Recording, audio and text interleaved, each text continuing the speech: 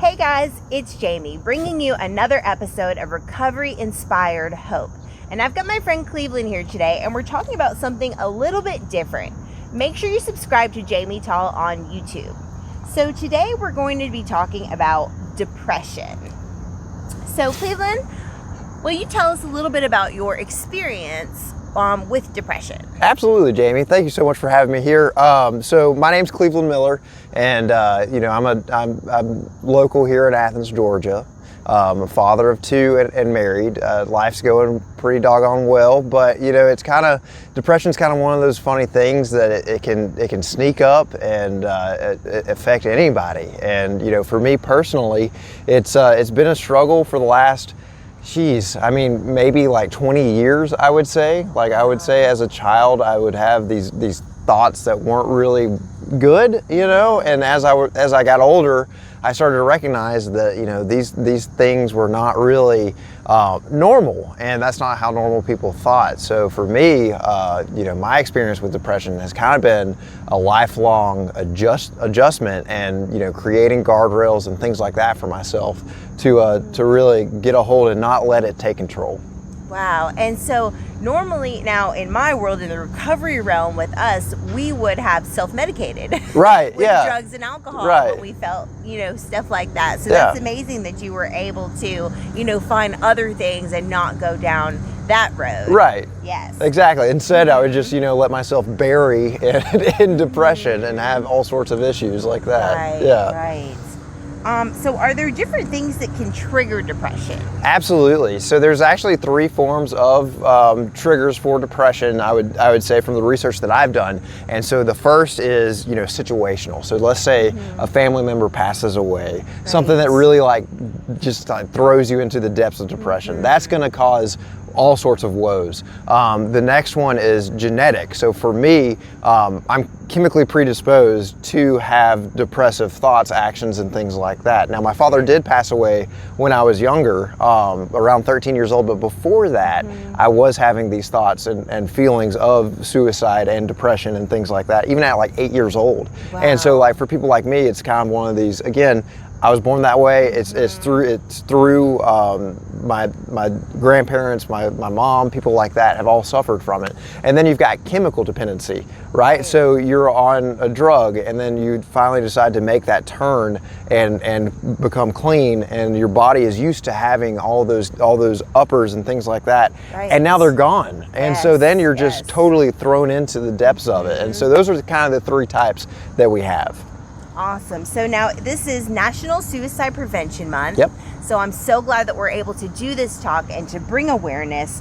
What kind of coping skills could somebody use, if they have depression? It's kind of, there's so many things that you can do, right and wrong, and the right way is, you kind of gotta sit back and take a look and just think what God has given you. It's kind of one of those, you can't do something like that. You can't dig out of depression on your own. Right. Now, talking is a huge thing, massive. I've got one of my best friends, if I'm feeling down, because again, I've got, a business here in town, I'm married to a beautiful woman, I've got two great kids, but still I get down. And sometimes I just call my best friend and I'm just like, hey man, I want to kill myself. And he's like, well, that's still silly. And I'm like, okay, thank you for telling me that. And so It's talking about it. The worst thing that somebody can do if they're depressed or suicidal is to hold it in and think that nobody cares. Yes. Because people do care. People do care about you and want to help. So that's one thing, is talking about it.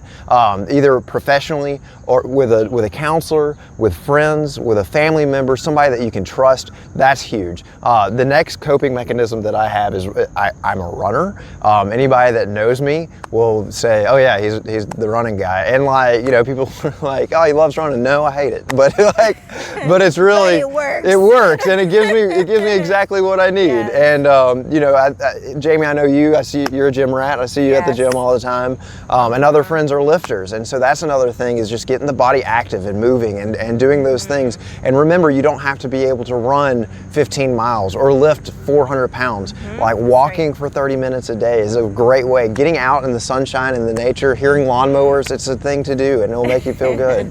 Yes, absolutely. Okay, so I know that you're a spiritual person like me, right?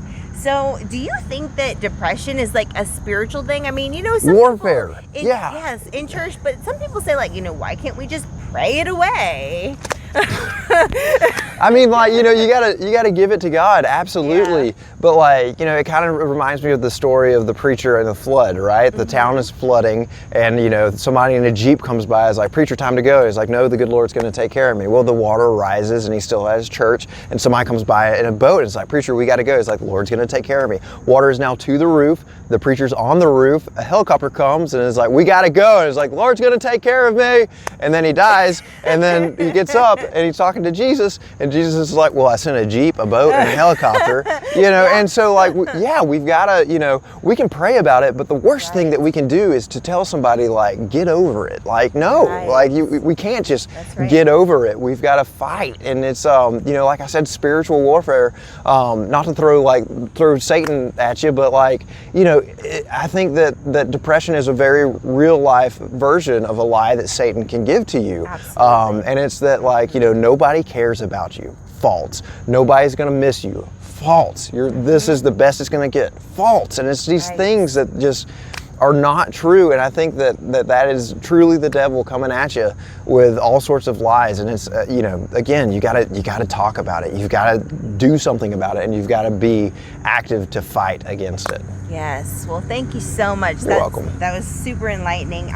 So we have here for you the suicide hotline number, 1-800-273-8225. I will put that in the edit so that this number comes across the screen. National Suicide Prevention Lifeline is 24 hours. Thank you so much. You're so Cleveland. welcome. Thanks for having me. And remember, life gets so much better. If I had stopped where I wanted to stop about 10 years ago, I wouldn't have met my wife. I wouldn't have these two kids. And I wouldn't be here talking to you about the importance of just fighting and getting over it. That's right. That's right. Thanks so much, guys. Make sure you subscribe to Jamie Tall on YouTube for more recovery-inspired hope. Bye.